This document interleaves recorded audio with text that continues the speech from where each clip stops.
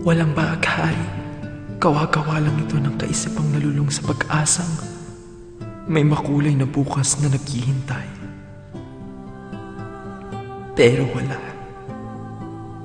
Dahil ang buhay ay isang makulimlim na kalangitan. Lalabas ang araw paminsan-minsan, pero lalamunin din agad ito ng maitim na ulap. Minsan naman ay mahangin. Dadalhin ka malapit sa bukana ng pangarap mo, pero agad din namang mababawi. Mawawala rin ang hangin.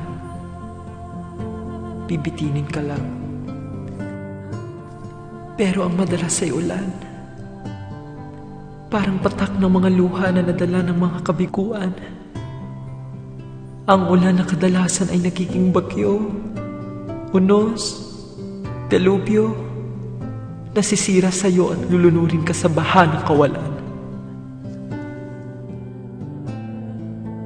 Hanggang sa hindi mo na kaya at parang lumulutang ka na lang.